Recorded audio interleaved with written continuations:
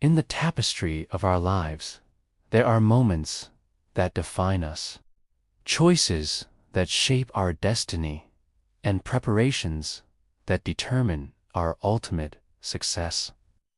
The journey of faith is not a sprint, but a marathon, a long and sometimes arduous path that requires not just enthusiasm at the start, but endurance and foresight for the entire race.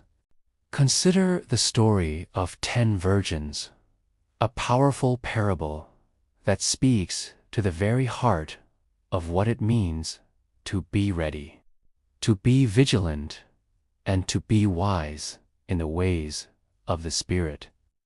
Picture this: 10 young women filled with anticipation, their lamps in hand, stepping out into the twilight to await the arrival of the bridegroom. This was the moment they had been preparing for, the culmination of their hopes and dreams. They were all there, all present, all with the same initial intention. The kingdom of heaven, we are told, is likened to this very scene. It's a gathering of those who expect a great event, a community of believers looking forward to a promised coming. But within this group, a crucial distinction existed. 5 virgins of them were wise, and 5 were foolish. This division was not based on their appearance, their social standing, or their initial zeal. It was based on something unseen, something carried within their preparation. The foolish, in their haste, or perhaps their overconfidence, took their lamps, but neglected the one thing that would sustain the light. They took no extra oil with them.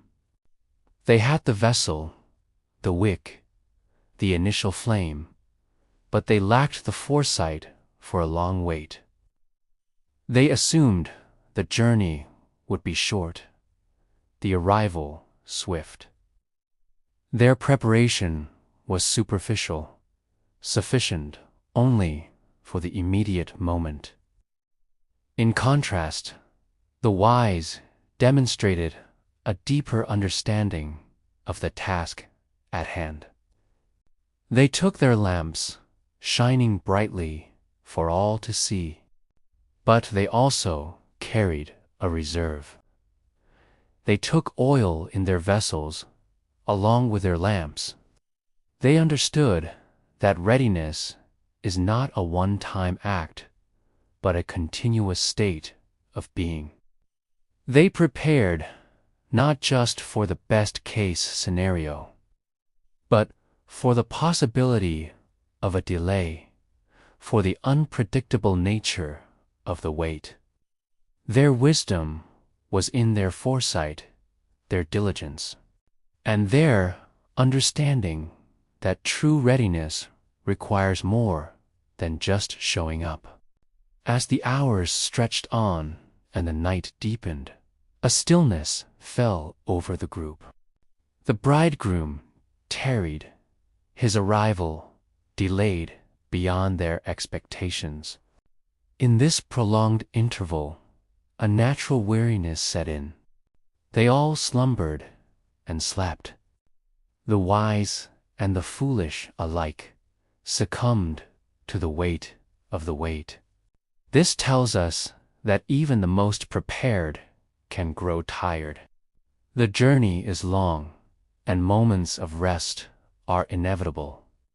But the difference was not in their sleeping, but in what would happen upon their waking. Then, at the darkest hour, at midnight, a cry shattered the silence. Behold, the bridegroom cometh. Go out to meet him. Instantly, the night was filled with a flurry of activity. All 10 virgins arose and began to trim their lamps, preparing to light the way for the procession. It was in this critical moment that the fatal flaw of the foolish was exposed.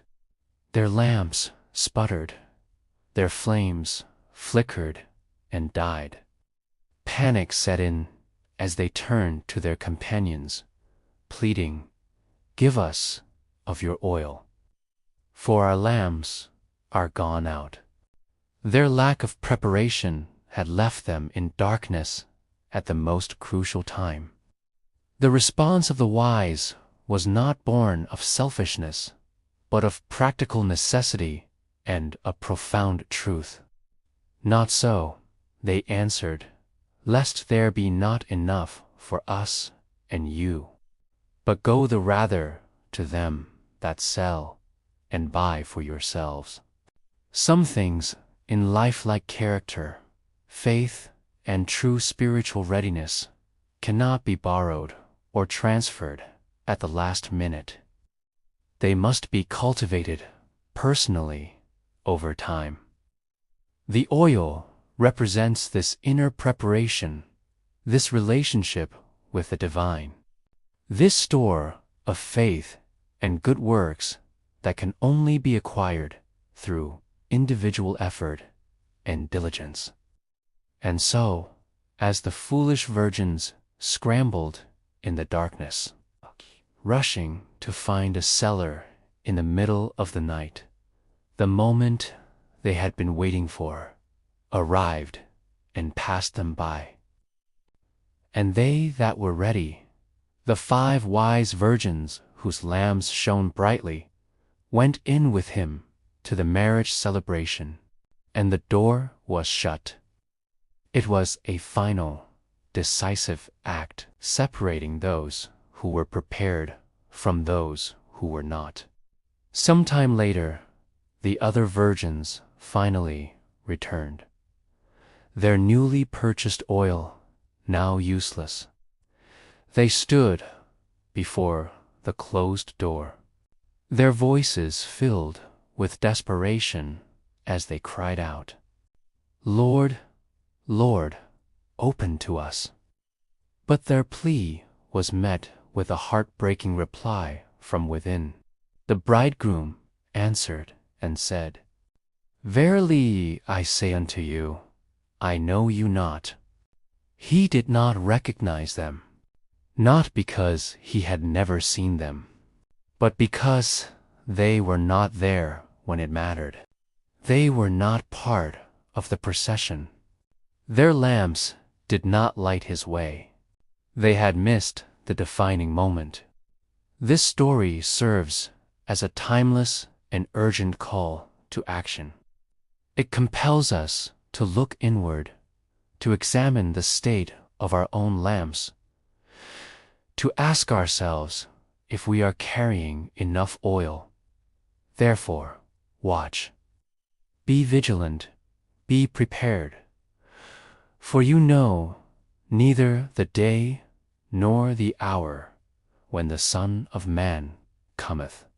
Live each day with purpose, with foresight, and with a faith that is not just a fleeting flame, but a sustainable, brilliant light, ready for the moment of His arrival. Let your life be a testament to wise preparation, so that when the call comes, your light will be full, your light will be bright, and the door to the feast will be opened wide for you. If this message resonated with you, please like, share, and subscribe for more deep dives into Scripture. See you next time.